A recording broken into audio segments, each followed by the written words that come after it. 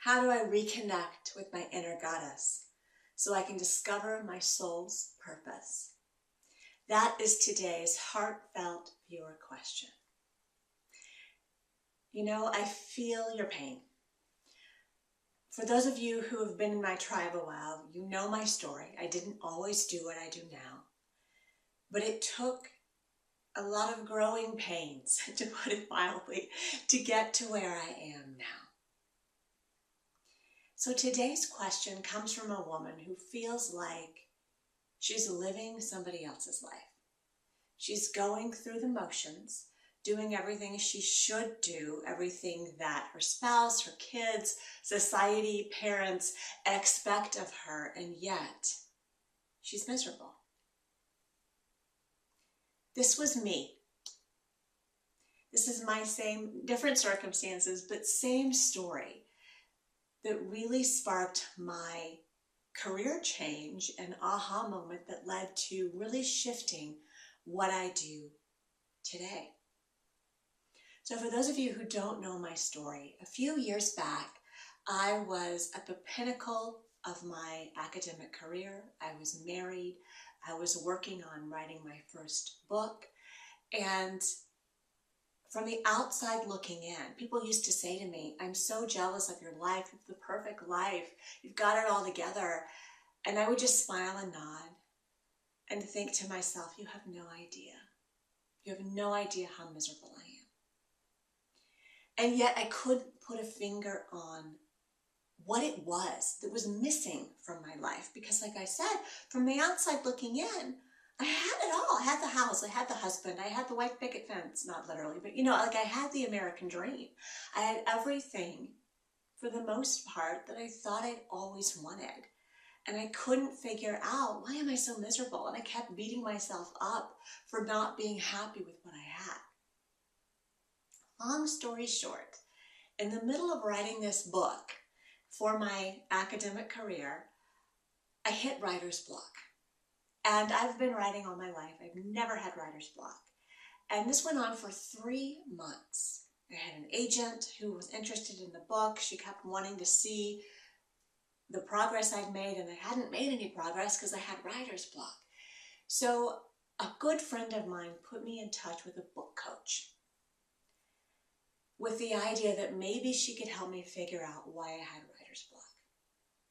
What unfolded in our conversation, I still get goosebumps when I think about it, was so much more than either one of us ever expected it would be.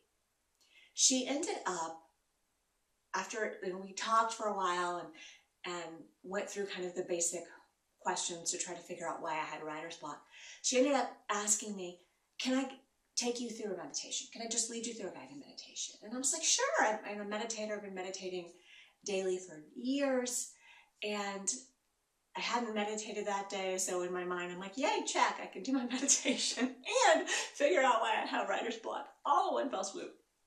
So she led me through this guided meditation, and I was told by what I now call my inner goddess in this guided meditation was that I had writer's block because I was writing the wrong book for the wrong people. And I argued with that part of myself during this meditation because I'm like, what do you mean? This book I'm writing is based on 20 years of my academic career, of my research, of my findings, of my lab studies, of all of what, this is my life. What do you mean I'm writing the wrong book for the wrong people? That was my aha moment. Because what I was told was that what I needed to do was I needed to reawaken my inner goddess. And then I needed to write a book about that so that I could help other women do the same. You know, and again, when I first heard this, I was like, this is crazy. This is absolutely crazy. Why would I give up my academic career, my 20 years of research, my PhD, so that I can go pursue this inner goddess stuff? Because I didn't understand it. So when this woman reached out to me last week with her question, It was like I was having a flashback. Our situations are different, our jobs are different, but the emotions, the feelings are identical. So how do you reconnect with your inner goddess so that you can figure out what your soul's purpose is and live from that place? I'm not going to lie, it takes time and it takes dedication and it takes a daily practice. But it doesn't have to be all-consuming. It doesn't have to take hours. It can be very simple. Because what I experienced and what I've subsequently led many of my clients through this process and what they've experienced is that once you open the door to reconnect with your inner goddess, your intuition, your inner guidance system, whatever you want to call it, connection to divine, it doesn't shut up. It freely tells you exactly what you need to be doing to really live that life. But where do you start? So I have 3 tips for you today on how to activate your inner goddess. Try one, try all 3, see what resonates with you, but know that this is a daily practice and it's going to take some time. So number 1, first thing in the morning, or just at any point during the day, it really doesn't matter. When I was doing it for myself several years ago and I started this process, first thing in the morning worked for me, but if that doesn't work for you, just set a buzzer to go off on your phone at whatever time does work for you and do it every day. And this does not, we're talking 30 seconds to a minute here. Doesn't need to be a big thing. Here's what you're going to do. Close your eyes. You're going to put your hand over your heart and you're going to ask the question, what does my inner goddess, or insert term, intuition, divine connection, inner guidance system, what do you want me to know today? And just allow whatever is going to bubble up to bubble up. Now, if you're new to this process, at first you may get nothing. Have patience. Just wait. Keep coming back to this place. And over time, the more you open that gateway, that doorway to connect in with yourself, the more you don't even need to ask the question. It'll just start happening. Pay attention. So if that doesn't resonate with you, I have a couple other things for you to try. I am a very vivid dreamer, and I have some clients who are as well. And so another way you can do this exercise is right before bed. You can ask your intuition, inner goddess, send me a message in my dream. You can ask a question, like, what should I do about my relationship with so-and-so, or should I take this promotion, or what's my soul's purpose? You can ask a question and then just go to bed, keep a journal and a pen by your bed, and know that when you wake up and if you remember any part of a dream, just start jotting it down. Now, if you're someone who's like, I don't dream, you do dream. You just may not remember them. So this, as again, it's a practice that may take time to develop. The more you do it, the more you will remember your dreams. And the more that, it's still going to take some interpretation. Sometimes dreams are a little weird. But the more that you'll know, even if it was a really weird dream, the more you'll be like, oh yeah, I know what that means. So just keep at it. You're getting the message here, right? Daily practice. Keep at it. Way number 3, synchronicity. This all started for me with the process of synchronicity. I do not anymore believe in coincidence. I think everything happens for a reason. You may not understand what the reason is. It may not make any sense at the time, but I do believe everything happens for a reason.